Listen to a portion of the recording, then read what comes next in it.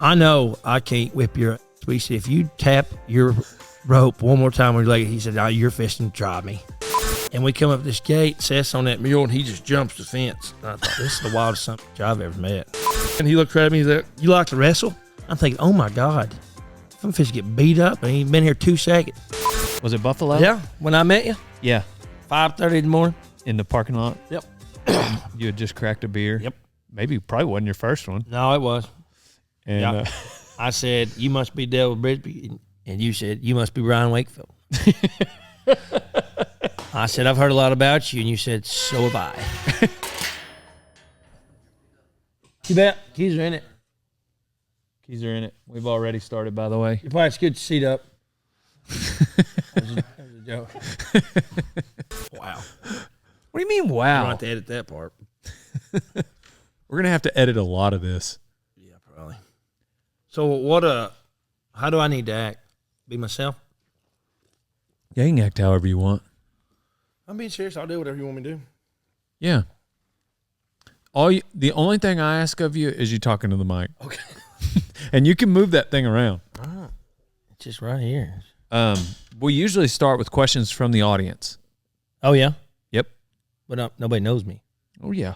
There's plenty of people out there that know who Ryan Wakefield is. What is this? What do we got here? That is Waylon Jennings? That's Dale Brisby, old son. Oh, it is. It's actually, I give... Probably the best looking hat I've ever seen you wear. This is the gift that I give my podcaster. So this one is for you. You get to take that home, put it on your bedside table, mantle, whatever you want to do. Yeah. It'd be like I'm having a nightmare dream, but whatever. Isn't that amazing? It is. It's all there. Cole's dad made that. Oh, really? Yep. So first question from the audience. How much longer do you plan on trying to do this cowboy thing? Oh, forever. Forever. Yeah, okay. There's no retirement. How does your redhead complexion handle being outside all day? You got to stay hatted up, long sleeve. Yeah. Very thin-hided like a horse. Do you Sunburn bad. sunburn? Oh, God. Do you wear some sunscreen? No. So, think there's some skin cancer right there. Stay galded. My hands, they're actually good, but they stay. I don't even know. Like there's usually chapped. What about like the way people treat you since you're redheaded? Kind of like, just like you're lesser than everyone else. Better. Do they? Oh, do they? Yeah. Yeah. Except Kai, he's stupid. He likes to talk a lot of shit. Which brings us to our next question. Who is your hero and why is it Kai Fuston? Yeah, anybody but that guy. Yeah. Who is my hero? I got a bunch of them. Yeah. Yeah. Bunch of heroes. Like cowboy heroes? Whatever. Oh, shoot. I'd probably go with, we'll start with Bones. He's one of them. Jeff Flowers, Mark Boss, Bill Howe, Wes Foote. Oh, I mean, there's much. I could keep going on and on, but cowboy-wise, yeah, I really looked up to him. Yeah. Still do. Yeah. Bill, he's dead. But he was cool. I worked with him. I actually worked for his son Vic at the Babbitts, but he come out and there was one time I lived by this. Tad Dent, he was dragging. He brought one by off Lake High Hawk, and which was no big deal. They were horned her for calves. They wasn't that big. And he went to apologize to us for doing it, like anybody would. Bill looked at him and said, "Don't apologize to them boys." He said, "If they can't flank them, they shouldn't be here." And that's stuck with me forever. Yeah. He was a cool man. He cow puncher. I don't apologize for nothing. Well, I don't either. Yeah. What'd you say one time? Nice guys don't get the cows gathered. That's right. They don't. Yeah. That's why I'm mean. Mean as a snake. Did Cole Hatfield really teach you everything you know about horses? You bet. Yep, he did. Yeah. Even being younger than you. Yeah, he did. Yeah. So big shout out. Is that why we got the picture back here? Yep. Yeah. He looks dumb flanking that calf, but whatever. I know, with his gardening gloves. Oh, Cole's a good hand. Good guy. His daddy's a real good guy. Good hand. Yeah, I like Reggie. Always have. He's old school. He's kind of hard, but He gets his point across, which needs to happen a lot more, especially to the younger ones. He reminds me of my dad whenever I was younger. Toward the latter part of his life, he was a little softened up. Oh, yeah. Reggie, like that was the exact way my dad would boss us around. So I responded to it great. Yeah. Ended up telling him I loved him multiple times. Right. I think I called him Dad once. Jump to it. Total Feeds is what keeps the herd powered here at Radiator Ranch, and Total Equine is what I've been giving Boone for 10 years. He's 24 years old and still going strong. You can get it on Chewy.com or a dealer near you. Hey, Brotator Chip, if you like getting swole-o-matic, then get yourself some Protein on MountainOps.com. Hey, or if you just like being healthy, whether you're trying to bulk up, get healthy, have energy, go to MountainOps.com and use code Kevin for 20% off. Sooner or later, this is, again, questions from the audience. Sooner or later, you're going to win a ranch rodeo, right? God, I hope. I just quit going. I'll just quit going. How'd y'all do it? Cooks? No good. Really? Yeah. I blame Cooper and Coley. Keeler and Ron. It's everybody else's fault besides mine. Well, you made out better than I did. Yeah. I think this was the second bronc out. Bucket. Did they do the surgery? No, it just broke in there. He said, wear this for 6 weeks. You'll be good. And we both got that hook on our finger like this. Our fingers go like these. You're going to stay like that? Except mine, I actually have a story for mine. I don't just make up a story like yours. Oh, yeah? Yeah. What's your made-up story for how that happened? We was at the ROs. We come in for showers, and you can't drink on the wagon. So when you come in, you start drinking. You know, you got such a certain time. Anyways, there's this guy named Bill. I can't remember his last name. There's a piece of bread pudding. That's what it was, yeah, bread pudding. And I said I was going to eat it. He said I wasn't. And he was been drinking whiskey, which I had to.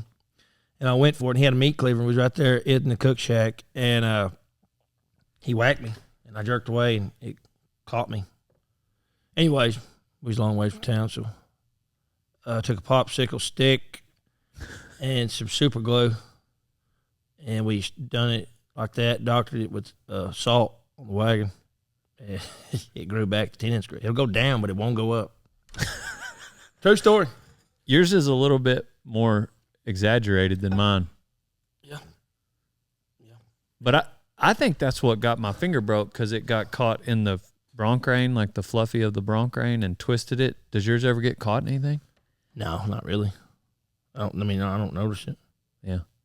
So we started calling that guy Buddy Bill after that. They say still to this day there's still blood in the ceiling there in that bunkhouse at the ROs. Looks like we got 2 more questions from the audience. When do you plan on training good horses? Who is saying this? That sounds like something Kai would say. Soon. I'm trying. They must have bought one from me. Hey, I've had a couple from you, and they're doing great. Birdman is my best stick. It's good. Yeah. I'm going to start riding him soon. Yeah, Buckethead, though. You've had Buckethead for a while. Rode him like 2 or 3 winners in a row. Fell off of him one day. Yeah, tell me about that. So me and Keeler, Coley were in a Wakefield. He was getting short, like real short. And I think we were loading some bullets or something. This one took off, and the ground was hard. I mean, real hard. And this sunbuck ain't stopped all winter. So we are hauling. It's going across there. We got them 3 lined out, and I reached up there, and I rope mine. And the only time that buckskin stopped, I mean, it just shot me out there, and I ate. It hurt. Keeler come by laughing his ass off. Yeah. Every time I see Keeler or Coley, they both bring it up. Oh, yeah. That's probably the hardest horse I've had to catch to go to work. Like, I would have to hem him up to catch him. He hated it. He's not like that with me. Maybe he hated me. Did you get up and say, "What happened?" Yeah. I don't remember what that said. I think it knocked the air out of me. No, he's hard to catch. He's hard to catch. Yeah, you'll be in a 20 by 20 pen and have to rope him. Once you get him, he's fine. Oh, he's a good horse. Yeah. He's a good horse. He's never been an outlaw. He's a good using horse. But he can run and rope. Once a rider, I used to want to ride. How old is he now? he's a 16 model, so he's only 8. He was young whenever I sent him over to you. Run 2 years in a row. Last question from the audience. What's it like to get picked last for day work? Oh, hell, you get used to it. You do. Yeah. Most of the time, they don't tell you you're the last phone call. What? The questions from Thank the God audience. for group text. Yeah. So you don't feel last. Yeah. The questions from the audience are sometimes pretty ruthless. Oh, yeah. Where's your audience from? Sounds like King County. Yeah. They're all liberals that know how you voted. That's what it is. So they're all from King County. All the questions come right out of King County for you. Yeah, not very many. No, Buckethead. So I got him home from Cook's. I dropped him off at the vet clinic in Guthrie, and he had EPM. Oh, really? Yeah, because I was like, I know I was joking around. Whenever I couldn't pull that one bronc out, I said, "Y'all should. That's what y'all get for hiring a YouTuber." But I knew something was off. He was just like super slow and sluggish, and anyway, and yeah, sure enough, he's bounced back now though. You got him on that medicine? Yeah, The powder? Or is it the liquid? they gave me. They got it in little pellets. I just put it on top of his feed, but the two horses next to him, I got the liquid for because it's cheaper. I didn't test them, but I'm just going to assume they have it because when I feed him, it comes out of the same bin, for them. Anyway, whatever. You ever had one get EPM? Mm-hmm. Yeah. So, like, Laramie preps him on all them colts from 2-year-olds. Uh-huh. And, like, any bought horses stand up for 30 days. And she'll EPM them and grain them, and then we rail grow them. It swells them. I mean, just steroids, all it is. But yeah. Didn't you say put it in the chest? Yeah, so like we're on a different deal now. Liquid DMSO and Ralgro. Horse trainer told me that. Nice. It works good. It'll blow them up. I need to do that with Birdman. But you need to let Kai quit riding him is what you need to do. Yeah. Kai's terrible. Yeah, I just did a podcast with him and Tim Washington. And oh, yeah. Yeah, we just like threw rocks at you the whole time. That's why I'm here, defend myself. Yeah. So I want to start. I got a list of some other questions of stories I want to hear about, but like tell me about your journey as a cowboy, how it started. Oh, God. And where you went. I guess it would have to start whenever. Well, no, I wanted to ride bucking horses in high school. My parents, they were all about basketball. And Wakefield was a basketball town. I mean, you ate, slept, basketball, that was it. Well, I had the same coach as my dad, and he hated me, and I hated him, so I quit. And so then I thought, I'm going to ride bucking horses. Well, I couldn't afford a bronc saddle, but I could afford a bareback rigging. So I bought a bareback rigging and joined the rodeo team, started riding bareback horses. Boy. That was rough. And I had a cousin that Keith, he always roped. He ropes good still this day. Good hand with a horse. I'd go out there, and he was smart. He never let me ride. He'd always make me work the chute, so he had it figured out. But I don't know. Like, it was either military. I thought Grayford is college, military, or oil field, or you never leave. Well, I wanted the hell out of there. So there was he's a well-known line hunter now, lives in Carlsbad. His name's Ty Hare. He started packing me a little bit, and then we went hog hunting on the Red River one time. He took me, and I met Seth Chase and Eddie Thompson. Seth Chase is out in New Mexico, and he's wild. He got a bucking horse. He's in the bucking horse business. They're called Western Buckers. Anyways, first time I ever met Seth, he was riding a mule and had saddlebags on the back each side with Bud Light in him, wearing a palm leaf hat with no top in it. And I told Ty, I said, who in the hell is this guy? Because I didn't know nobody. First time I ever met Eddie. And he's like, I don't know. So we met him. And we're on the river. We come to this gate before we go in. They're letting the dogs out. And we come up this gate. Seth's on that mule, and he just jumps the fence. And I thought, this is the wildest son of a bitch I've ever met. By far. And still this day, I think he is. That is a very impressionable first impression. Jump the gate on that mule. We get down there. They lose a bulldog. We're on the river, and these guys come up on a four-wheeler with that bulldog. It was Todd's bulldog. And we're talking, and Seth comes by, loping this mule. He said, you got to watch them boys right there, talking to people on the four-wheeler. He said, you got to watch them boys right there. They'll pick your garden and smoke your dope, and just kept going. He's crazy. Crazy. So did you get to run around a lot with Eddie? Yeah. Oh, yeah. He started packing me a lot. He took me to the Decatur Sale Barn. And we went out west with Thomas Saunders. He took us out to Valentine in the middle of nowhere. We went on the Bright Ranch. We worked. There was a pile of us that went out there. Me and Eddie, Jared Sykes, Thomas, Seth. I think I was the youngest. I know I was. What made them take you? I don't know. I was dumb, and I'd do anything. I'd ride anything they told me. And I don't know. I'm glad they did. Thomas, he's helped a lot. He was always good to me. But Eddie, he was good. Him and Ty. And then Chance Hudgens went.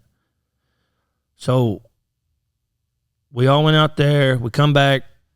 I went home for a minute, and then Chance was going to go help Morehouses. So was Seth. So we're helping Eddie do something when we got back, and they're going to Morehouse. Well, Seth gets a DWI that night and can't go. So Chance calls me, and he's like, you want to go? And I was like, yeah, sure. He said, well, call Tom, see if you can go. So I called Tom, and I've never met this man before in my life. I have no idea where Benjamin, Texas is. He said, oh, yeah, you bet. We're leaving at 4. And that was it. That was it. So we drove out there, and I followed Chance, and met Tom. We loaded our horses, and we went to the Bishop. Nope, we went to the Long State first. Stayed there, worked for Tom, probably, I don't know, I think the fall work took about 12, 15 days. We stayed on the wagon. Is that your first time on the wagon? Yeah. Oh, yeah. What year was this? It had been, maybe the fall of 05 or 06. Gage, he was still in school. I remember because he rode a little Mustang horse he called Durham out there from the house, from his house to the Long State. That's a long ways. Yeah, Gage was young, which I was too. I graduated when I was 17. Yeah, probably the fall of 06, I believe. Andy Dean worked for Tom. Jeff Ship was there. Who else? You graduated when? I graduated in 05. Yeah. It's either 06, I think maybe it was 06, fall of 06. Yeah, I'd never been anywhere like that besides Valentine. What was it like on the wagon the first time? It was a blast. I didn't know nothing. Still don't. But I remember, I didn't have a war bag or anything, so I just had a dirty clothes hamper. That's what but the plastic, I didn't have a TP. I had a bedroll. It was a Chance actually let me borrow it. Anyways, I didn't know nothing. But I'd do anything they told me. Ride anything. Andy Dean, Tom was making him ride them wagon horse. I think he's riding a mule. Sorry, mule. I was next to him. We was at the Paramours, and he was hollering. Andy Dean's that mule was running off towards me, and Andy, he'd have to give him, reach down there, give him a handshake every once in a while because this mule would just run smooth off. And he went to do that one time, and that mule ducked his head and farted, kicked, and Andy just fell right off. That mule just run off, and he just laying there. But that was my first trip to Knox in King County. I think my check for Tom was like half a month, $445 or something like that. Proud to get it though. Then we went to Spike Box right after that, and Lanham Jones was Cowboy boss there at the time, and we helped him 2 or 3 days. And it was a good winter. It was starting to rain, and he asked if we wanted to come back and Dr. Yearling's. So I went home, packed my bags, went to Spike Box, never went back home, ever, till this day. So we stayed out there all winter, and then somebody called me, wanted to know if I wanted to go to the Babbitts, in which I was making good money at Spike Box. They paid $95 a day back in, so I was never going to see another poor day. I was like, yeah. So I quit, loaded my stuff, went to Arizona. I got my first check for 2 weeks. Yeah, I think it was like $333 for 2 weeks. Yep. You had not known what the compensation was going to be until you opened that check? Yeah, I didn't even care. It wasn't about the money. Had a brand new saddle. Cody Cancer was my first handmade saddle. And I ran over it. I got ran over out there at by a cow? No, by pickup. We were changing camps. Not 10 House. On the Cataract Plains side. I can't remember what it's called. The headquarters. That's a big ranch. It's a good ranch. Learned a lot out there. How long were you there? Spring works. Month and a half.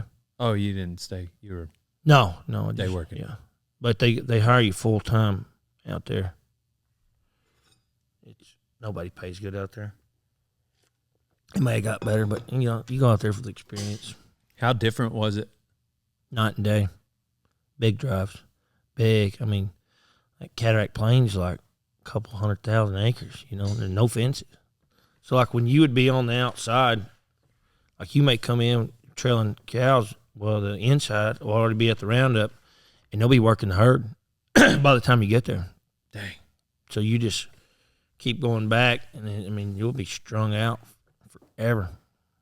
It'll be big roundups. Dang, so they drop people off knowing that half these guys, because we need these guys to get started. Yeah, so the inside will be working the herd by the time you got there, sorting out drives. And them old horn heifer cows, they were gentle. Good cows. They trailed good. They trotted a little more than the black. No, not really. It's so far out there. They stayed scattered. I don't know. It's neat. If you want to punch cows, you need to go to Arizona one time, but do it before you get married. Yeah. How long did you stay out there? All right. So we went through the works. Oh, here's a funny story. We was trailing, before we got there, we was trailing cows to Wild Bill. It's kind of like, if you ever been in the Grand Canyon, like Kendrick Park, you drive through there on the backside of Flagstaff. Beautiful. It's beautiful country. So we're trailing him, I think it's replacement heifers back there, and you do that like for a week or two before you even start branding. So we're going to Wild Bill or Wild Jack, can't remember what it's called, and I'm sitting there and just tapping my rope along on my leggings like you do, just bored to death. Hagen Johnson, he was there. He rides up to me. He said, I know I can't whip your ass. But he said, if you tap your rope one more time with your leg, he said, you're fisting to try me. I said, all right. I was like, God, calm down. So anyways, we were bored to death. And Hagen. Was he at the bell later? John, yeah. Hagen? Yeah. Okay. Anyway. So we're going along there, and he comes up, he's like, hey, hold my horse. Or he said, Hold my horse. So we get up there beside this bull, and Hagen just jumps off on this horn Hereford bull and just goes to ride him. The bull don't even do nothing. That's how far we've been. You know, I'm leading Hagen's horse. If we'd had them phones back then, we'd be rich. Rich. Or in jail. Probably, yeah. Oh, here's another story about when I was up there. We were moving them heifers, and they crossed some cattle underneath the roads, them culverts. Uh-huh. Well, them government fences out there ain't like 3 or 4 strands. They suck. Well, this one heifer wouldn't take it, and me and Hagen kind of mashed on her. She jumped on the road. Well, that's the road going to the canyon, and a semi cratered that heifer. Knocked the stupid winch over onto the other side and lived. Didn't even hurt her. I shit you not. If I'm lying, I'm dying. Hit that heifer, went over to where she was going, and she went back, got in with the herd, cratered the out of that semi bumper. I thought we were going to get fired over that one, but nobody said nothing. Well, if she lived. Yeah. Hey, by any means necessary, get the cows gathered. Yep. I'm going to make a shirt, and I'm going to put nice guys don't get the cows gathered. Heard that. I'll give you 4 fifths commission. It's the truth. Everybody knows it. Heard that. But no, the heifer lived. So we left there. Come back. I don't remember what I did. Kind of day worked around. Oh, then we're going to Pitchfork. So Pooch he was at Spike Box. He was full timer. He quit. He moved out west. Come back. And he's going to go to Pitchfork. Well, Mark Voss is the wagon boss. Well, they need some help, but Mark won't hire me because he says that I'm from East Texas and I'm a tick.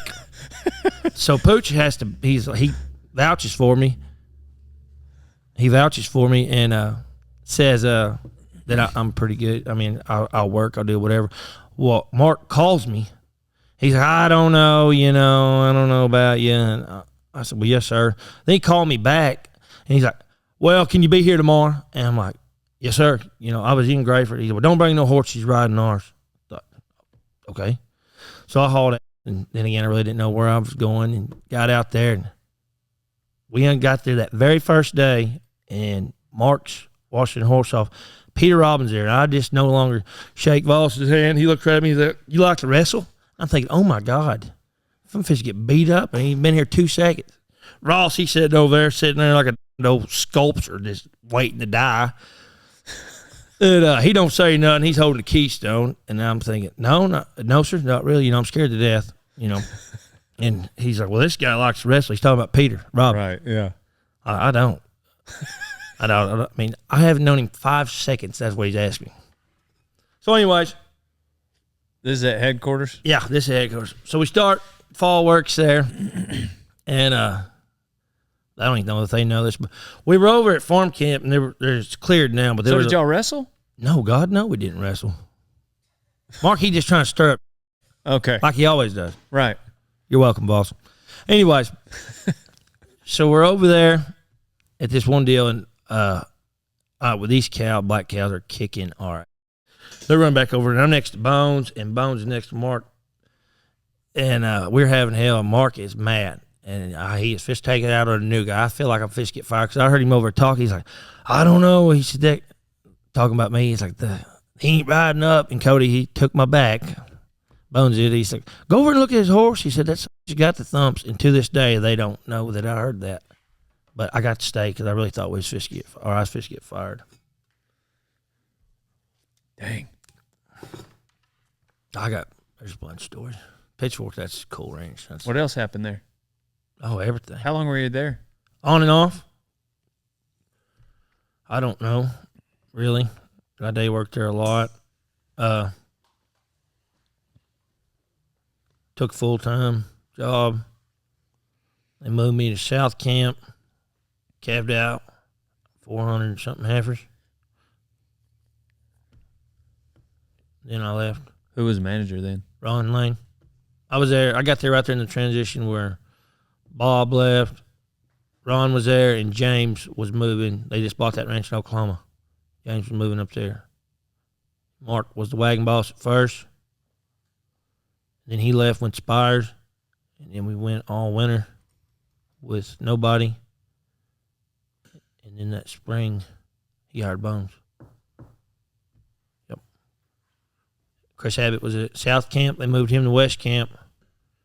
And they moved me to South Camp to calve them heifers out. Yep. So was that your first full-time job? Pretty much, yeah. How old were you then? I wasn't old enough to drink. So I'd have been 19 or 20. So does that mean you weren't? Drinking? Yeah. Sure. Yeah, keep telling yourself that. Law and order every time. That's right. Us. Yeah. That's right. What else happened at the Pitchfork? Oh, it was the greatest. It was fun. It was, cattle were, they were going through the transition in March, cleaned a bunch of it off, of the Herefords and going to the blacks, and there were still some of them Herefords left in that rough country. It was just fun. Just picking up running and roping. strays? Yeah. Gathering remnant. Yeah. Pulled the wagon. It was a blast. Who else was there with you that you kind of ended up befriending? outside of Dakota was Bones? there. Falcon in the bunkhouse. Drew. Pat would come. He was still in high school. He was there a little bit. Of course, Ross was in the bunkhouse. Chad Baker, he was in the bunkhouse. Gringo lived at Red Hills. And then we had a bunch of, there used to be people beating down the door to go to work there. Really? Like a bunch of good day workers, which it probably still is. I don't know. But y'all didn't pull out a wagon there? Yes. Oh, you did? Yeah. Yeah. Pulled out a wagon during the fall and spring one year. That's when they were camped down there at Croton Camp, go past Batch Camp, where Wyman lived. Mm-hmm. Camped down there. Where else we camped? We camped in over at Clay's Country, back there behind his house. We camped there. We camped at the Dumbbells. No, I'm sorry. D. Burns camped there. Where else? Anyway. How many years total How many years what? was you at Pitchfork? I can't remember all in all. Yeah. I love that ranch show. It's like home.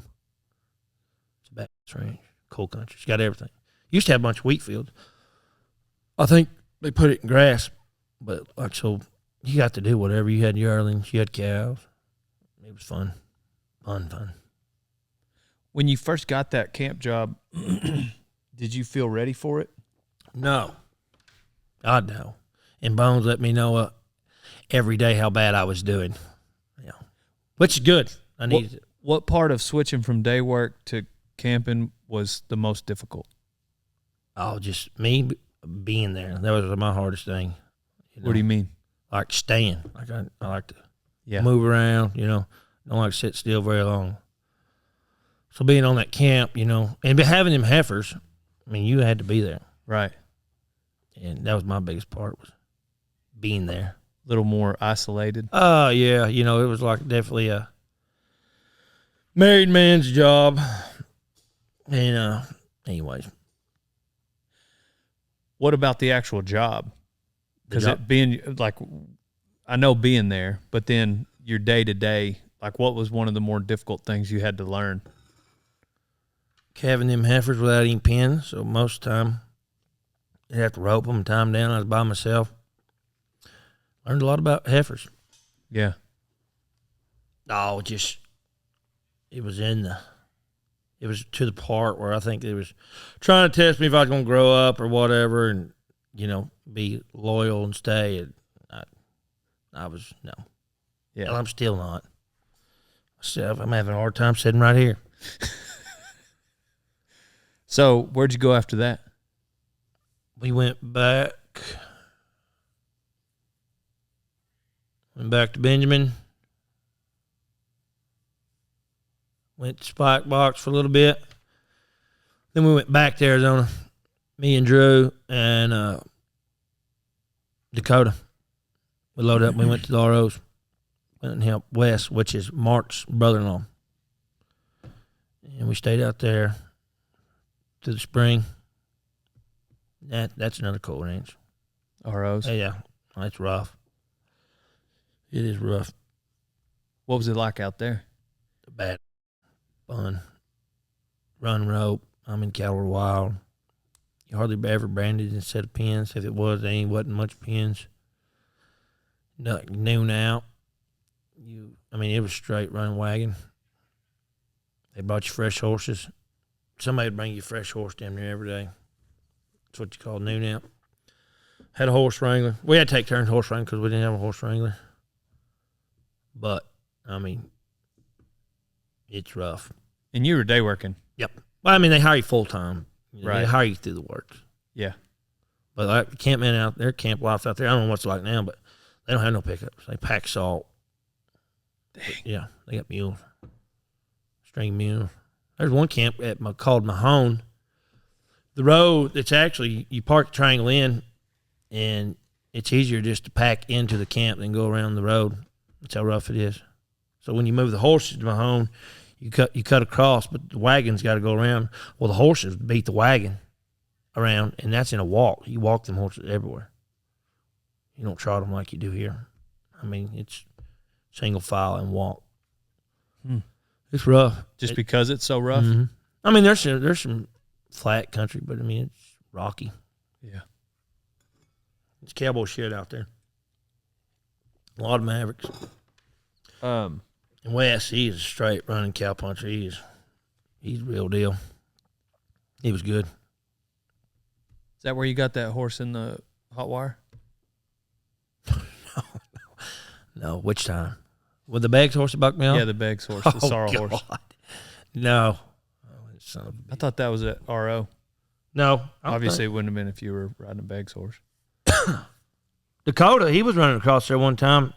They call it Camp Wood, I believe. It's the heifer pastures. He was going to run rope, and he come across the old fence and ate, bruised him, banged him up. But I wasn't there that time. They went a time before, but the hot wire, I remember that. We just jumped across the hot wire to get some yearlings, and Eric Slag put it in the ground. Well, it was real sandy, so that horse bogged down. Over at Monday? Yeah. That horse bogged down in that sand, not really bogged down, but it sank in the sand. And when he come up, that wire come up with him, and that son of a bucked me off about as hard as I've been bucked off. But luckily, it'd been wet, in that sand, so I just sank into it. Yeah. Knocked all the air out of me. I seen a horse buck a lot of people off. He bucked croutons. So Eric come running at him. Another hot wire deal. He found a weather balloon, and Eric was dragging it, and he come by that Beggs horse, and that Beggs horse let crouton down hard. Hard. Where's Crouton now? He works for Slate River. He's a cow manager. Takes care of all the yearling for Johnny. So where'd you go after ROs? Back up before ROs. When you were at Spike Box again. Time and time again, yeah.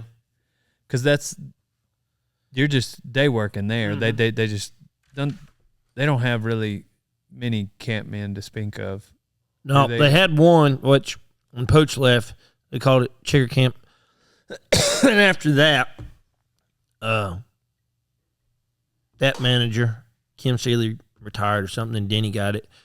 Denny Pounds moved in, and he bulldozed that house, and now it's just they have a house town, a house out there, and they just hire day work. But I don't really know where. I never really had my pickup. I just moved around. Never really had a home, so to speak. But somewhere in there, like the ROs, that was come back and maybe. Oh, I know what happened. When we come back from the ROs, we went and helped Buster Welch, me, Drew, and Dakota, and we got down there, and something happened at Pitchforks, and Mark, they were starting a bunch of fillies, and he hired me to help start them fillies during the summer. And then that was the transition where Mark left, and I just stayed. Yeah. Back at the Pitchfork? Mm-hmm. Yeah. I don't remember the part where I met Stupid Kai. It was somewhere. Was it at the Bell? No, I knew him before. he was working for Rod, Jeff and Rod. They'd go down there and help Jimbo. Anyways, that's where I met him. So when did you go to the Bell? Well, wait, hold on. So you went back to the Pitchfork Numerous times. but did you take a camp job again? This was the ROs was before the camp job. Oh, okay. Yeah, I got you. The camp job was in 2010. Because we went to Fort Worth and we won some Spurs, some man after Spurs. And they got 2010 on them, and that's how you remember the year. That's the only reason. That's right. Cheap. There was I rode the Bronx that year, and it's the only buckle I ever wanted to win, that Fort Worth buckle. You ever seen it? Uh-huh. Beautiful. Gage wears one. I won the round, the first round, and I thought I was fixing to have won. And Alan Rubble come out and put on a ride, and he won the average, got the buckle. That was the closest I've ever been to it. Dadgummit. Rode there for the Bells one time. I drew a yellow horse. And this sunbuck, he come out, and I thought I had him. And he hung about as hard ride as I ever seen and bucked me off right on my neck. I thought it broke my neck. Buster was there. He's like, hell, you had him till he went right. I said, yeah, you think? I mean, he just shot me out there. That's the only buckle I wanted to win the bronc riding too at Post. Never won it. The ones that got away. That's right. Those are the ones you remember. Yep. So where'd you go next? After the Pitchfork, I guess. Moved to Benjamin. Got a house, moved in with TR and Keeler there at the Beavers. There was about the time they were shipping yearlings. Thompson was shipping yearlings, and they had Todd put cattle on Haskell Farms. So we went shipping yearlings, and we shipped yearlings. What do we do? Kind of help Duck and Tyler, Larry, help them on and off. Yeah, because they bought some grass cattle, and we straightened out them grass cattle. And then, it got broke. Then Slag called. He had a bunch of broncs he wanted started. So I went over there that summer and started all their figure eights. So I know that because Jacko, he was figure eight.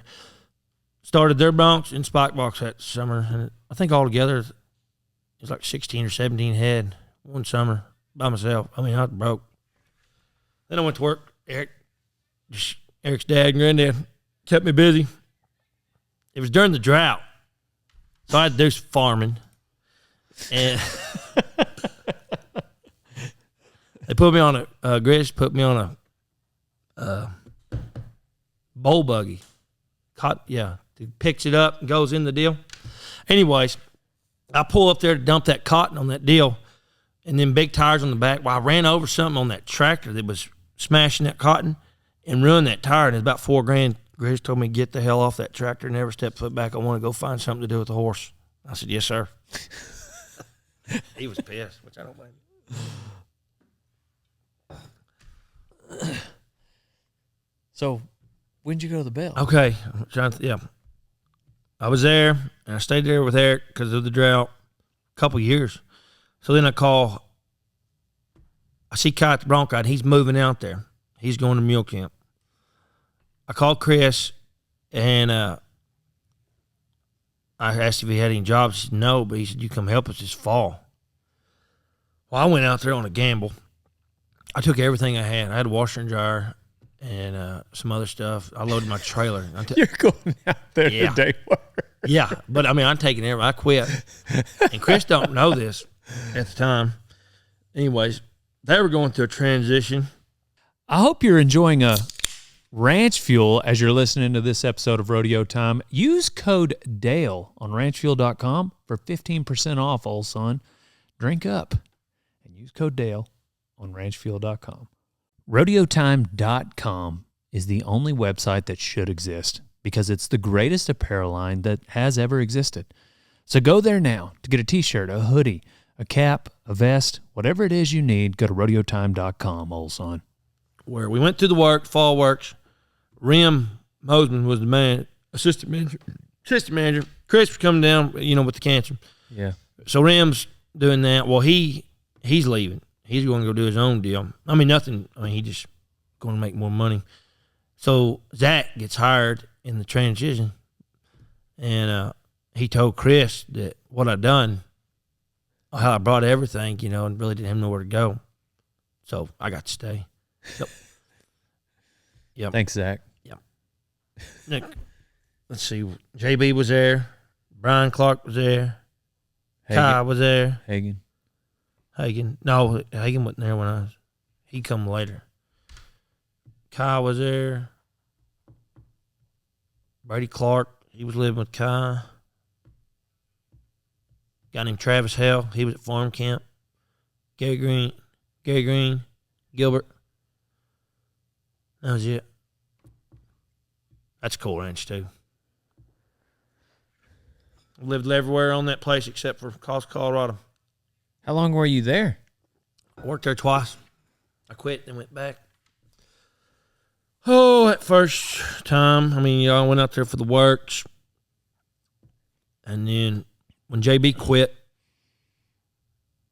I was living in the bunkhouse. When JB quit, they gave me his house at headquarters. But during that transition, when Burson was moving to headquarters, he was having to do everything else. So I was living at headquarters taking care of West Camp. And then JB left. I took headquarters. Me and Brian had headquarters. I don't remember who went to West Camp. Oh, yeah, I do. Scotty Palmer. They hired a guy named Scotty Palmer. He went to West Camp. And then Travis Hell was leaving, and farm camp was the coolest country, roughest. And I asked Zach if I could move up there, and I did. He let me. Did you ever climb that mountain? Which mountain? The one right in the middle. Gavilan? Yeah, that real tall. Like, the Gavilan? I guess. I don't remember. I don't know what it's called. They're in the South Saco? No. I climbed that Steamboat Point or Ridge one. But there's a bunch of cool stuff up there. Yeah. Cool. That's a badass range. Big, too. Yes. They're good people. Well, they had a little deal there at fish camp. It burnt to the ground. Did you ever go down there? No. Anyways, they have a party down there, and all the Cowboys were invited. So we go down there, and there's a bunch of people. The owners are in. Anyways, there's a bunch of people. They call it a retreat, I guess. I don't know. So anyways, we're down there, and there's people bringing in margarita stuff, and this guy comes up to me, and he just looked plain as day. Had a short sleeve shirt on, pants, and a ball cap. And he goes to talk to me about cows and whatnot, and I'm sitting here thinking, like, how are cows, and breed up? And I'm thinking, what the hell is it any of this guy's business, Why is he talking to me about my cows? So we're sitting there talking. He's like, you want a drink? I said, yeah, I'll take a drink. He said, I said, I'm Ryan Wakefield. He said, oh, I'm John Malone. You can ask me anything you want, buddy. You own this thing. When I was out there, I showed up, and Brian Clark was like, rode up, and he said something. What did he say? He's like, I don't believe I've met you. And I said, yeah, I was a John Malone hire. Turned around and rode off. B. Ryan, cleanest cowboy you'll ever meet. Yeah. So then where'd you go? Come back down here and went to work for Red Wine. Yep. On the Yearling. So you've been running around with TC for a while. Oh, yeah. Okay. Yeah. So if you're kind of born for leaving, and you knew that, even your first camp job at Pitchfork, what made you keep circling back to a camp job? Like, what made you haul all your stuff out to New Mexico without a promise of a job if you knew that you didn't like to stay in one place? Because I'd never been to that ranch, and I heard his, and I knew a bunch of cowboys had been there. Bones always talked about it. Matt Bruton, Cal Jack. They all said it was bad. And I like to see new country. So, but did you have any intention of maybe trying to stay there longer this time, or? Nah. Here one day, gone the next. Yeah. Now I'm stuck. But I like it. Like the job. Now you're your own boss, huh? I guess. I work for the bank is what it seems like. Right. You get in deep enough and the bank's working for you. That's right. They can't feed all them horses, I promise you. Their parking lot ain't big enough.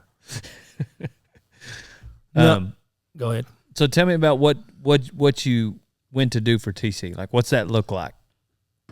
Oh, great. Oh, it was running and roping. But Doctored cattle. I guess for the everyday person that's out there wanting to be, a cowboy, like, what would describe the job? The yearlings? Mm-hmm. Turning out. So, like, we get in pot loads, and I mean a bunch of cattle from Mexico. He was in on the Mexico cattle. And we get them in. They come in the mornings, and we would process them. And then you go. It was so busy, so many cattle. We didn't have time to hot wire. We didn't have facilities either, so we just turned fresh cattle out on hot wire. And, I mean, you got to push them to water. And then after, they're going through the sweat, and you're pushing water. And the Mexican, I don't know if we can say that, Mexico cattle, you can tell they're gonna be at the back. They're easy. And they live, and I don't know, you just doctor them. Keep them alive. That's your job. Keep them alive. Keep the farmer happy. So it's all lease country on this, so TC gets its country gathered up. Yes, sir. You guys are essentially turning out on various places you've never really been before, but it's all wheat country. Mm-hmm. How big a how much of a fencer were you? So the trade is, and still to this day, is the farmer takes care of the mineral, the water, and the fences. I mean, if you stroll up there and there's a hot wire down, of course you're going to fix it. I mean, anybody in the right mind would keep the cattle in, but you don't have to do none of that. Yeah. Not unless you just want to. And some people make the trade. They'll put the fence up, cheapen the weed up, I think there's a guy in the Panhandle around Lubbock. I think he puts up a lot of hot wire. Runs a lot of yearlings. But you didn't have to. No, sir. No. Still to this day, we don't. That's all on the farmer. Your job is to keep the cattle alive. And then. But I guess, like, where I'm really going with that question is how well did the cattle respond to it? Oh, good. Good. Being fresh, I mean, just turning them out in it. I mean, I've seen some wrecks. For sure. I've seen some wrecks. But with the numbers that y'all were turning out. Yeah. You got that many cattle. You can 2%. That means you can lose a lot of cattle at 2% if you got the number. You can buy your way back into it if they keep sending the cattle. But yearlings die. I don't care who you are. Yeah. And you can be God's gift, and the yearlings are still going to die. And, I mean, the Mexico cattle are way easier than a native, because they come hungry. Them natives, they're looking for a place to die. For sure. Yeah. Heifers are better than steers, I think. And it all depends on your quality of your calf, your number ones or your 1.5s, We're trying to run number one steers and heifers, but I don't this market. It's damn high. And I'm in with a guy now that they run a bunch of Mexico cattle. Got a big feed yard, Panhandle, and they're good customers. Real good. Good friends. Aside from the fact that you like to do your own thing, come and go as you please, what is it that made you want to be in the yearling business after having day worked and even full-time jobs all over? See, because you've been doing this for a while. Yes. For the horses. You can way easier to make a horse on a Wakefield than it is on a cow-calf. So if you're in the yearlings, that's another thing. If you're on just straight cow-calf, well, while they're in to pick up feeding cows, we're horseback every day, all day. I mean, it's just, I don't know how you make a horse on a cow-calf deal without yearlings. Take forever, That's what I do it for is the yearlings. I mean the horses. And I like the cattle. But you like I like seeing the outcome, you know, from start to finish, and they gain good, and the farmer's happy, and the guy that owns cattle happy, and death loss is good. But horses. You got to make your horses. On what we try to do is, you know, your twos are coming three, so that's when, you know, go to doctoring on them lighter cattle. I mean, you got to have some good horses on them. And you got to have some slaves on them old boggy days, you know. And you're running and roping 50, 60 a day. Buckethead was a slave? Yeah. Oh, yeah. Yeah. That's why he hates me.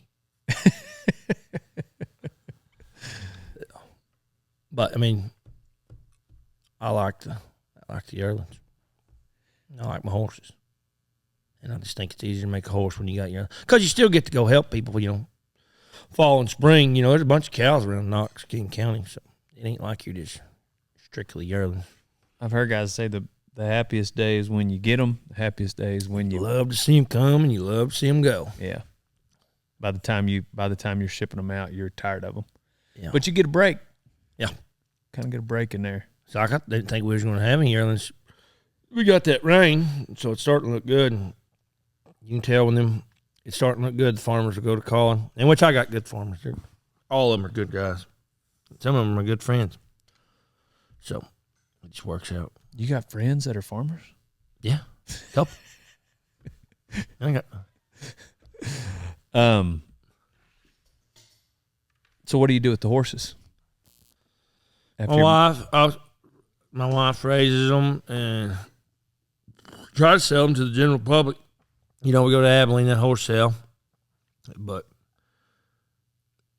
whoever, like, you know, that Shad having that horse, that's good for business. Lane Livingston having him pack a horse is good for business. I had a bronc that I picked. He was Seal Brown and Gomer. He just kept picking at me, He wanted him so bad. Sold him to Gomer, and Gomer took him, made a good horse out of him as a 3 or 4. And Gomer sold him to Brooke. Brooke took him. They put him in the box, finished him, and Brody sold him to Trevor. Now Trevor's got one, so that's good for business too. But it's real good. I mean, the horses are a big part. It's almost as good as Dale Brisby having one of your horses. Yeah, I think Trevor would be a tick better, but whatever, you know. The argument could be made. Almost as good. But no, the horses are getting out there, and the brand is getting out there. The quality of the studs and the mare power, and, you know. Also with the yearlings, though, usually you can set yourself up for, and I'm not saying you, but the draw might be, as a cowboy, that you can get paid differently than just day work. Oh, it's all about the money. Meaning, like, you can make money per head rather than. I mean, yeah. At the end of the, when it all boils down, it's all about the money. Yeah. And you'll gross a lot. I'm not gonna lie, you can make some money turning out cattle, but you know, there's a lot of overhead. Yeah. I remember last winter, not bragging, but that diesel bill was like $9,000. Yeah. But you're also scattered. You know, you're scattered cattle and Throckmorton and almost to Haskell. Then you're going all the way to Gillen. I mean, that's 75 miles across there from Gillen to Weiner, you know. Every bit of it. Then you're on the back roads. Hard on pickups, hard on trailers, hard on horses. Where do you process them? Okay, so we leased a deal last winter called Souls Oswell Headquarters. Friends of ours own it, Stephen and Kathy Young. I'd leased their deal, and they had a little office for a bunkhouse. But now we the bank loaned me some money for buy a grow yard there in Benjamin, so we move everything over there now. Is that pretty centrally located for all your doings, or Not really, but you kind of got to go west a little much? Yeah. actually go back east. All the cattle come there. We'll process all the cattle there and try to hot wire break them, and then we'll just get semis, 32 foots, dump them out on wink. It works pretty good. But like on them, there's one guy, we can process all the Mexico cattle out there, and then they turn them out as we're working them. So it works good. What who helped you this last? God, had a good crew. Last Cooper Jones, Ronnie Redford.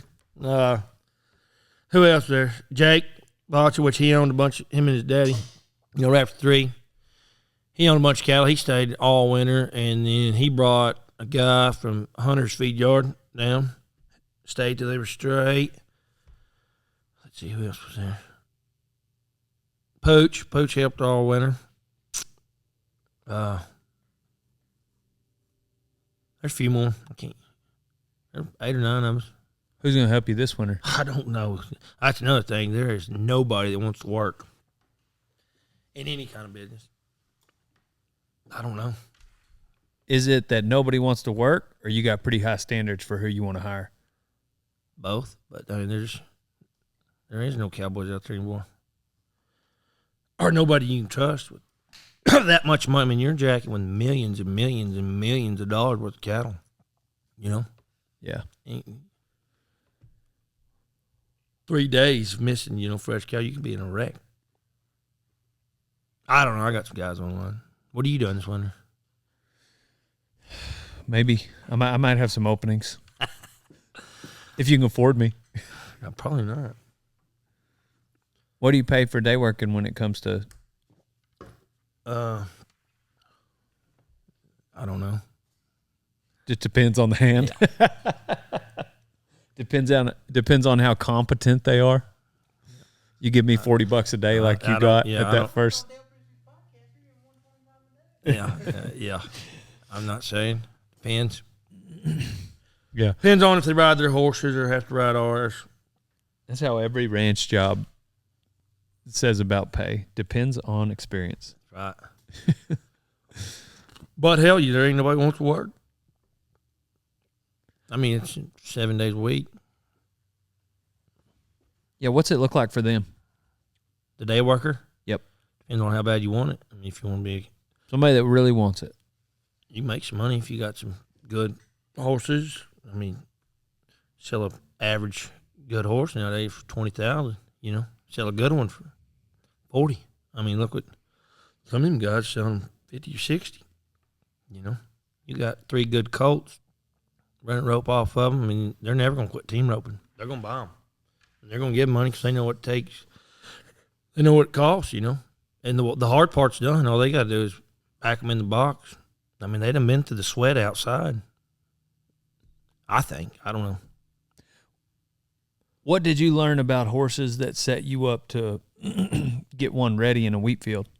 Like, what are some major things that you feel like lessons you had to learn that can help you make a horse? So the original Birdman, I worked for Jeff Flyers, which is one of my all-time greatest cowboy heroes too. Birdman was 3. We got him off. Keeler bought him off Hunter. We swapped for him off Keeler, and I hated him. And I mean, I absolutely hated him. I told Jeff, I said, this is a piece of shit. And he just said, keep riding. Just keep riding. Anyways, there was one day, me and Jeff were out there. He was 3. Ran out there and roped Yearling, and he stopped. I thought, that wasn't. I mean, that's not going to happen again. Jeff saw me. He didn't say nothing. He ran out there, roped another one. Jeff always tied on pretty much, or dallied.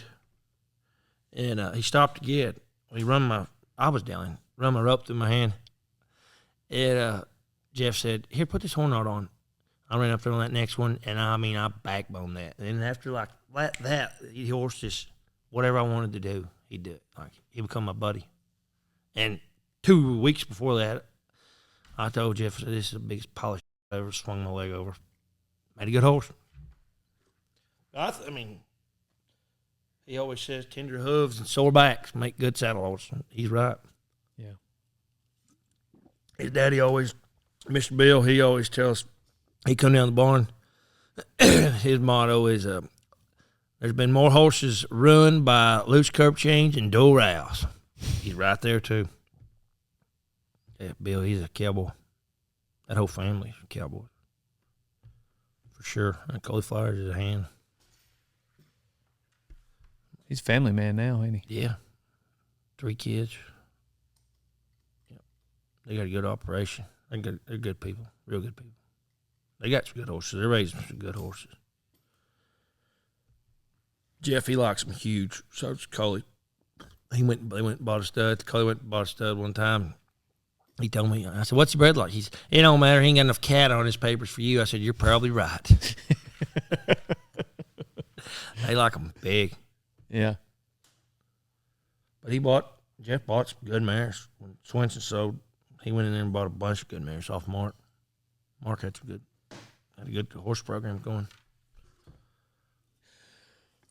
So before you got that very first bareback rigging, how much cowboying had you done up to that? Oh, God, none. There ain't a cowboy in my family. Nobody. I'd probably have to say Keith would be the Mr. Hall and Keith. You know, they were the only ones that had horses. They run a few cows. Other than them, nobody. Why in the hell I turned into this, pick this, I don't know. But so what is it? I mean, it's been 20 some odd years. What is it that you think you had? What traits do you think you had that have allowed you to stay in it and be successful? I don't know. I just wanted it. I've took a lot of cheating. A lot from a lot of people, which I deserved every one of them, but I think it made me a better man. I just seen I just watching them guys with their horses and how good they rode. I thought, God, I wanted to be them. Still to this day, I want to be them. But I don't know. I would put myself in predicaments where I'd go where nobody else had been and, really try not to know nobody. And if they hired me, they hired me. They did, and they didn't. And then I'd watch them like a damn hawk, see how they done. And I just, all these different people, just put it all, a little bit of this guy, a little bit of this guy, a little bit of this guy into me, is what I think. I've learned something from everybody, either bad or good, but most places I've ever been was all good. And there's some good cowboys that are horsemen that don't get enough credit. And I know a bunch of them. For sure. I just get, part of my reason, the way I frame some of these questions, I get a lot of people messaging every day About wanting to be a cowboy. And they didn't grow up in it. Yeah. Whatever age they are, whether it's 17 or 27. Yes, sir. It's usually not the 9-year-olds. Well, Ray Bradley always said, everybody can be a cowboy, but I wouldn't start out when you're 35. If you want, But what? Ray Bradley always said, anybody can make cowboy. But he said, I don't think you need to start out when you're 35. Yeah. Yeah. There's some goons out there that think they're cowpunchers. Yeah. A bunch. Yeah. I mean, tell me about it. Golly, those guys. There's just one guy that does a bunch of Podcasts. YouTubes and podcasts. Yeah. I can't remember his name. Yeah. It'll come to me. Yeah. As if you don't have it tattooed on your arm somewhere, probably. I think his name's Donnie. Yeah.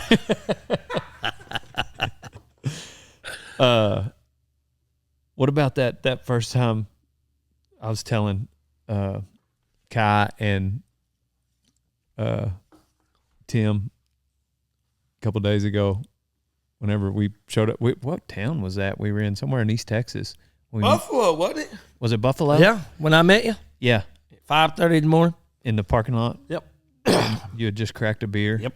Maybe probably wasn't your first one. No, it was. And Yep. I said, you must be Devil Brisby. And you said, you must be Ryan Wakefield. I said, I've heard a lot about you, and you said, so have I. Yep. I'll never forget it. Yeah. Tony Hunter. Yep. Yeah. He lived over here. Monday? Yeah. What? I thought he was in Throckmorton. Tony Hunter? Yeah. I don't think he lives in Monday. Unless he moved. I thought it maybe at the time. Yeah. Oh, I don't know. He probably had something. That's in when Throckmorton. that was during the drought when everybody shipped all them cows down there. Yeah. Because Jeff was down there.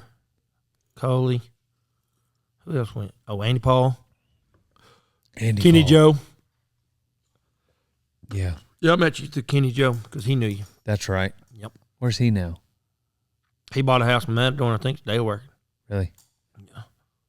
Kenny Joe Rancher. Kenny Johannes. And Ray Bradley was there. Raymond Jack, yep. And Ellis. Colt was there. Yeah. Yep. And Gibson. Remember how hot it was? So hot. God. That's before your hair was even long. That was right after somebody had gone to Fort Worth or something. A couple guys had that red feather, I think. What year was that? 14? I think it was 14. I don't know. Long time ago. Red feather, what do you mean? There was like Ranch Rodeo in Fort Worth. They had that big one, remember? And for some reason, they gave everybody a red feather. There was a couple guys there. I want to say Ray Bradley had a red feather in his hat, a big one. I know that might sound silly, but there was a Ranch Rodeo. I ain't going to tell him no otherwise. That great big. Well, I'm just saying it it sounds. If he wants. That's what I'm saying. Yeah, that. I'm just saying it sounds random. Yeah, I don't silly, remember. but it sounds like a random thing. I don't remember. Raymond Jack. He's a great cowboy. Another hero. His daddy used to run a bunch of yearlings. Everybody used to call him specialist. He knows everything about a yearling. Jay Hart. He's a. Did you say Hart or Hurt? Jay Hart. Hart. There's Jay Hart, then there's Jay Hurt. Hurt lives in Guthrie. He's a cowboy too. I love Jay. Oh yeah, he's good to go. What else you got? So what's your advice to the 17-year-old? Pull your boots on and go to work. Get off that phone. That's my advice. Be a lion, not a sheep. If you want it, you can get it. You just got to work. I think. I don't know. Some people are fine with just getting by. I'm not. I want it all. You know? Be the best. Be the biggest, be the best. And I'm not. And I never will be, but I got that mentality. So, but what about your path? So you day worked, then you went full-time, and then you went to do your own thing. Yes, sir. So you obviously don't throw rocks at just the day workers or the campers. Oh, God, no. How do you see that fitting into someone's path? Like, what's a good path for that person to take after they've taken that attitude you told them to take? What's a good path? Like, what should they do next? Go try to day work and get a full-time job? Yeah. I mean, I would say see as much country as you can before you settle down. Pick, if they hire you, try to pick where you want to be. And, I mean, just work. Yeah. Your ass off every day. When nobody else is working, nobody else is watching, work. Was there a people side of it, meaning like a relationship side of it that you were good at? Because you talked about earlier, like Eddie and them guys taking you under their wing. Oh, yeah. You know, if you're an asshole, they're not going to do that. I think everybody kind of like me, you know. Yeah. I think. I don't know. I had $1 for every time I was called a stupid MF, I'd be rich, but whatever. No, I don't know. I'm pretty easy to get along with, I think. Yeah. That played a role, I mean. I think. Yeah. I didn't care. I'd ride anything. Whatever they would. I really think that I would do anything they told me to, too. Like, I wish one thing I would have done, you know. I'd have done a lot different. But as far as the traveling, I think that's go and see as much as you can. Pick the places you want to work. And these phones, that's my biggest deal. Get off your phone. Yeah.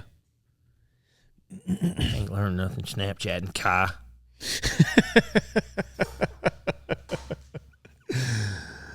Well, stay on it long enough to listen to this podcast, but then get off of it. It's been a hell of a ride, and I ain't done yet. It's been fun. I've met a lot of good people. What's your plan forward? Do you see yourself Well, running yearlings for 10 years? Yeah. You do? Till Miles gets out of school. He don't have no carrying, and I'm selling it, son of a buck.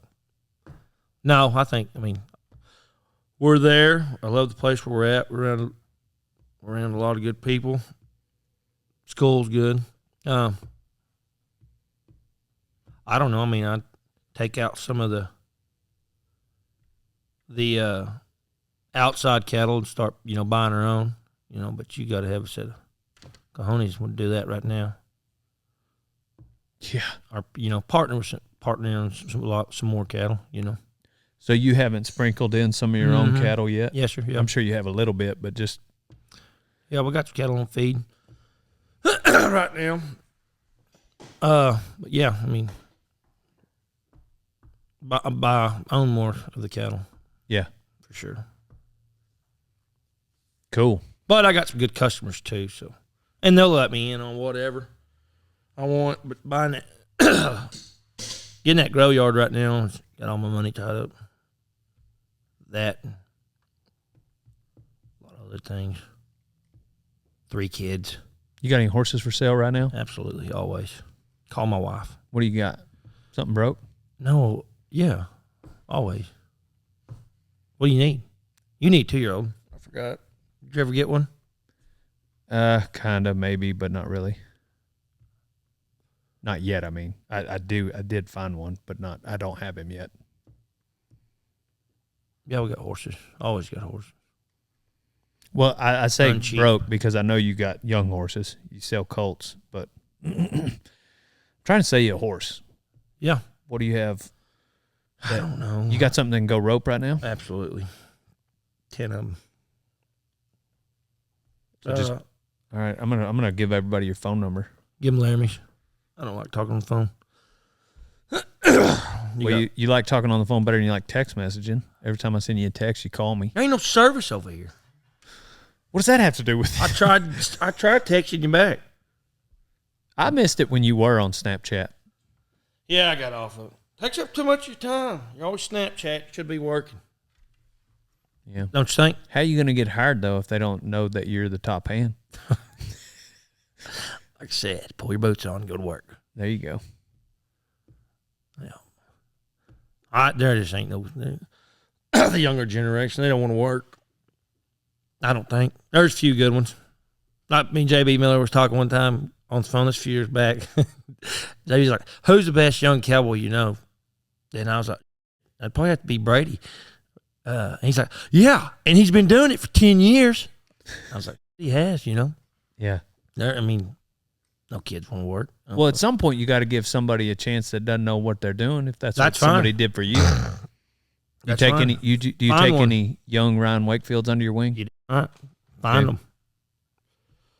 There ain't none. Nobody wants to work. I don't think. Yeah. Nobody wants to work all day. The new generation, they want to be done at lunch and make $150. Well, that's fine, but you can't do that in the yearling business. It's daylight to dark. You can when you get them straight. But it's balls to the wall. Do you know Corey Parker? No, I don't. He worked for Tom for a while.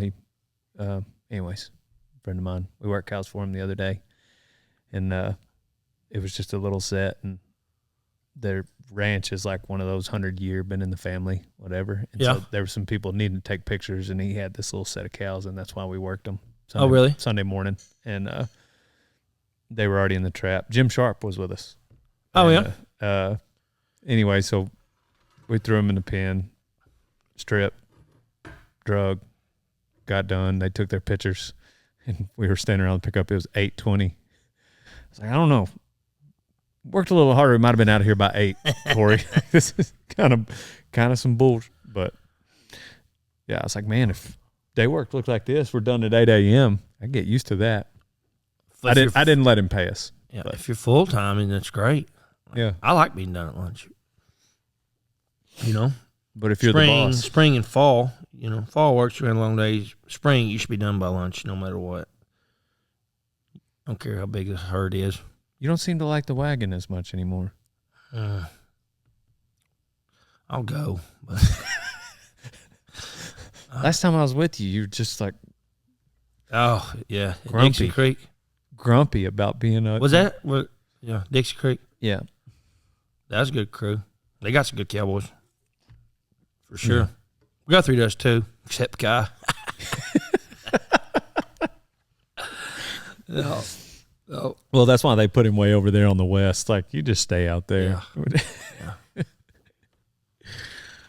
You keep looking at that buckle. What do you think about that buckle? It's a dandy. It makes you think of Fort Worth. You'd have wished you'd have won that. Yeah. I'll get you one made like that. It's a runner-up in Fort Worth. God. It'll be that big. Champion this year. Ryan Wakefield. Yo, Big Al. Yeah. He won it that year. Cool. What else you got for me? We usually wrap up with life advice, like a one-liner. You got anything anybody told you, like a old cowboy told you at one time? Let me think. Something a cowboy told you that you remembered. You've already given us one earlier. Yeah. Man, I don't. Talked about tender hooves and sore backs. Yeah. Sunburnt men. Yep. I do want to. What about tying off versus dallying? How many did you? What'd you? In all the places you've been, what'd they do? Oh, a little bit of both. Yeah. Went to Oklahoma. They tie off a lot. Arizona. I mean, you dally, but I mean, everybody had tied your own horn knot in your rope, And out here in the Wakefield, like on them young horses, I think it's better to dally. I mean, I do both. What do you think? It's interesting. Like, I've had, Tim Washington, Tom Morehouse, Wes and Boots, and a lot of these guys. It's like, I think Tom, I can't remember what age he was, like maybe in his 30s or something before he'd ever even seen somebody dally. Oh, really? Yeah. Yeah, but old man Boats, he still puts it on the stump. Yeah. I mean, like in the branding pen, I mean, I think if you're riding a good horse, tie on, but I think on them bean heads. Well, I mean, it's whatever. It depends on the caliber. There ain't nothing better than watching somebody that drag calves tied on. I think, and I don't know. Eddie Thompson He was a good cowboy. the one that he said, you can't dally worth it. You need to start tying on. So I started tying on. I didn't know he was around him. A little bit. He was a good man. He was. I liked him. Yeah, I got along with him. COVID. Yeah. Bunch of bull. Yep. We went to his funeral and the Park's wedding all in one day. Yeah. He was a good. I don't know on the advice. Yeah, what you got on advice? Nobody, what did Eddie tell you that you remember? I can't remember. He told me a lot. Nice and mean. Yeah. I don't know. Nice guys don't get the cows together. There you go. That's a good one. That's my motto. Live by it. All right. Thanks, Ryan Wakefield, for having us. Cowboy. You guys try to find info and on Ryan. That way you can buy a horse from him. And if you know a guy that knows Ryan and you're ready to go to work 7 days a week, how many hours a day you reckon? Daylight dark. 12 hours? Whatever. I mean, this time of year it'd be about maybe 14. No. It gets light at 6, and then it starts getting dark about 7. Yeah, 13-hour days. yeah. Got to give a shout out to my truck driver, feed truck driver, Pate Menzer. Yep. Couldn't do it without him. Kai, you're stupid. Keeler, you're dumb. Who else? Cole Hatfield. Cole, hi Cole. Who else is there that always didn't you run around someone Gary Dean Bohannon? Oh yeah.